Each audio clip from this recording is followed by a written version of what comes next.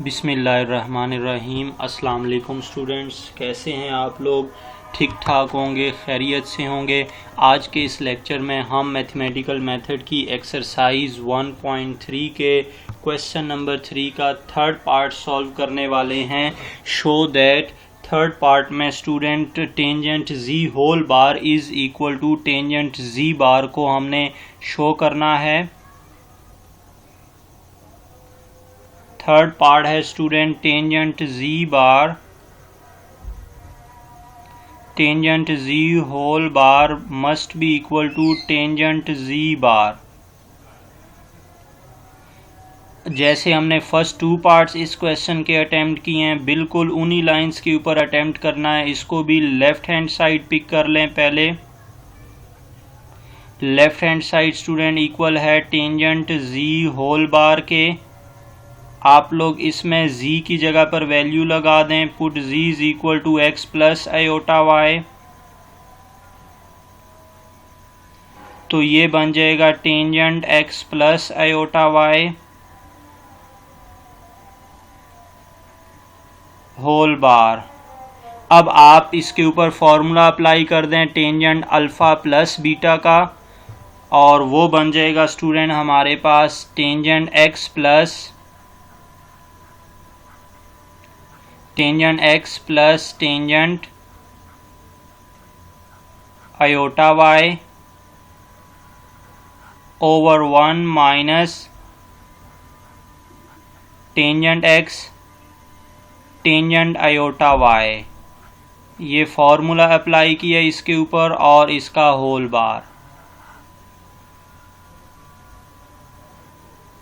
अब स्टूडेंट हमने बाकी दो पार्ट्स की तरह यहाँ पर भी ये टेंजेंट आयोटा वाई को हम आयोटा टेंजेंट हाइपरबोलिक वाई लिख देंगे, क्योंकि ये भी हमारे पास रिजल्ट मौजूद है कि tangent iota y iota tangent hyperbolic y के इक्वल होता है। तो इसको इसके इक्वल लिख देते हैं ताकि आयोटा बाहर आ जाए और हमें इमेजिनरी पार्ट जो है वो नज़र आ जाए। तो अब नेक्स्ट स्टेप में हम इसको टेंजेंट x और plus iota tangent hyperbolic y over 1 minus iota tangent x tangent hyperbolic y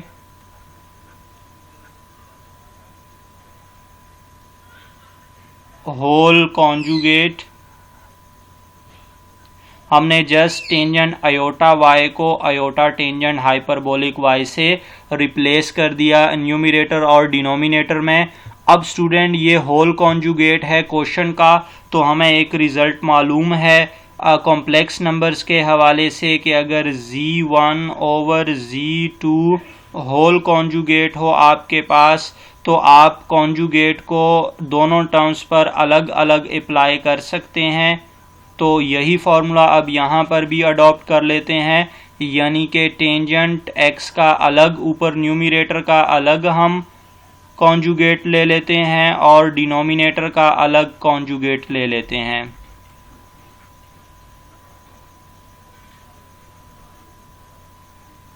one minus iota tangent x tangent hyperbolic y, इसका अलग कॉन्जुगेट कंसीडर किया और इसका अलग कॉन्जुगेट। स्टूडेंट्स अब आप कॉन्जुगेट से अप्लाई कर दें, आयोटा वाली टर्म के साइन चेंज कर दें, मतलब आपके पास न्यूमरेटर बन जाएगा tangent x minus iota tan hyperbolic y over 1 plus iota ten x tan hyperbolic y। अब नेक्स्ट स्टेप में स्टूडेंट आपने अगेन रिवर्स चले जाना है, यही फॉर्मूला अप्लाई करना है, यानी कि अब आयोटा टेंजेंट हाइपरबोलिक वो y को हमने reverse tangent iota y replace करना है नेक्स्ट स्टेप में। तो अब न्यूमरेटर में भी आप आयोटा टेंजेंट हाइपरबोलिक y को टेंजेंट आयोटा y लिख देंगे और डिनोमिनेटर में भी आयोटा टेंजेंट हाइपरबोलिक y को टेंजेंट आयोटा y से रिप्लेस कर दें। तो tangent x minus tangent iota y over 1 plus tangent x tangent iota y। अब स्टूडेंट आप देखें तो ये कौन सा फॉर्मूला, tan का कौन सा फॉर्मूला आपके पास बन रहा है, ये बनेगा tan x minus iota y। और फिर हमें जो शो करना है स्टूडेंट वो tan z के ऊपर बार आना चाहिए, यानी कि tan अगर z हमने x प्लस आयोटा y लिया हुआ है तो सिचुएशन ये बनेगी x plus iota y z बार। x प्लस आयोटा y का बार हो जाएगा क्योंकि z x plus iota y के इक्वल है। तो इसका मतलब अब यहाँ से हमने z बनाना है, x प्लस आयोटा y बनना चाहिए और उसके ऊपर बार भी आना चाहिए। तो अब अगर इस टर्म को इस तरह रिप्लेस कर दिया जाए, बीच में प्लस भी कर देता हूँ और ऊपर बार भी अप्लाई कर देता हूं तो फर्क तो नहीं पड़ेगा स्टूडेंट। बार अप्लाई करने से अगेन यही टर्म आपके पास बन जाएगी। तो अब बार के अंदर जो टर्म लिखी हुई है that is equal to z, we have chosen it equal to z, so that will be equal to tangent z bar and we have got the right hand side. हमने लेफ्ट हैंड साइड को use करके student right hand side को gain कर लिया है। यानी कि अब हम ये बता सकते हैं कि tangent z whole conjugate is equal to tangent z conjugate. So this implies that tangent z whole conjugate is equal to tan z conjugate. Hence proved. अब हम नेक्स्ट पार्ट की तरफ जो है वो मूव करते हैं, नेक्स्ट पार्ट को सॉल्व करेंगे। नेक्स्ट पार्ट में स्टूडेंट फोर्थ पार्ट में हमारे पास sine minus z is equal to minus sine z. Fourth part में हमने शो करना है कि साइन माइनस जी हमारे पास माइनस साइन जी के इक्वल होगा।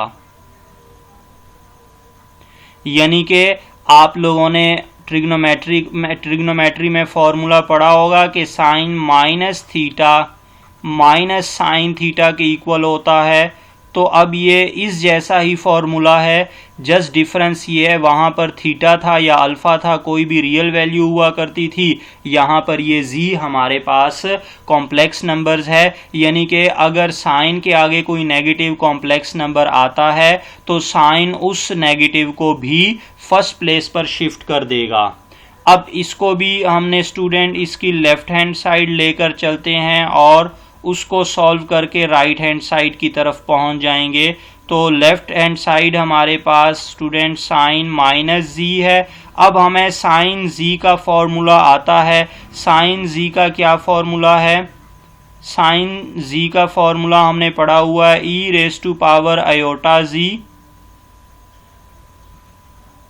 Minus e raise to power minus iota z over 2 iota. अब देखें साइन के आगे z है तो e की पावर में भी z ही आ रहा है स्टूडेंट, लेकिन अब हमारे पार्ट में साइन के आगे माइनस z दिया हुआ है। इसका मतलब अब e की पावर पर हमें माइनस z लिखना है। तो अब उसी फॉर्मूला को आप अडॉप्ट करते जाएं और जहां जहां z है वहां आपने माइनस z अप्लाई कर देना है। तो अब ये किसके इक्वल हो जाएगा? Sine z that will be equal to e raise to power minus iota z, क्योंकि z की जगह पर हमने स्टूडेंट हमने माइनस जी अप्लाई कर दिया, फिर ये माइनस माइनस आयोटा और माइनस जी ओवर 2 आयोटा। अब इसको सिंप्लीफाई करेंगे तो हमारे पास राइट हैंड साइड आ जाएगी is equal to e raise to power minus iota z और minus e raise to power iota z over 2 iota. अब जो हमें रिजल्ट बनाना है स्टूडेंट, जो हमारी राइट हैंड साइड है that is minus sine z. इसका मतलब है कि साइन जी आना चाहिए लेकिन उससे पहले नेगेटिव आना चाहिए। अब अगर हमें इसी चीज से साइन जी को बनाना है तो आपको पता है साइन जी का ये फॉर्मूला है, यानी कि e raise to power iota z positive होना चाहिए और ये नेगेटिव होना चाहिए। तो अब इसका मतलब है आप ऊपर से नेगेटिव को कॉमन ले लेंगे, नेगेटिव कॉमन आ जाएगा तो ये e raise to power iota z और minus e raise to power minus iota z बन जाएगा ओवर 2 आयोटा। और फिर इसको हम लिख सकते हैं माइनस साइन जी, जो कि राइट हैंड साइड थी हमारी रिक्वायरमेंट की। तो अब यहाँ से हम लिख सकते हैं कि sine of minus z is equal to minus sine जी।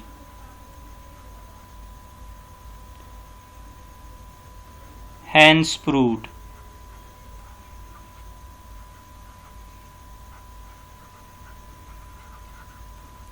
अब हम इसी तरह इसका फिफ्थ पार्ट जो है वो सॉल्व करते हैं। उसमें आगे हमें कॉस के हवाले से दिया हुआ है कि अगर आपके पास कॉस के आगे नेगेटिव जी आ जाता है तो वो पॉजिटिव में कन्वर्ट हो जाता है। जैसे हमने ट्रिग्नोमेट्री में पढ़ा हुआ है कि कॉस का नेगेटिव एंगल जो है वो पॉजिटिव में कन्वर्ट हो जाता है, तो वही रिजल्ट अब यहाँ पर हम शो करने वाले हैं। कॉस माइनस जी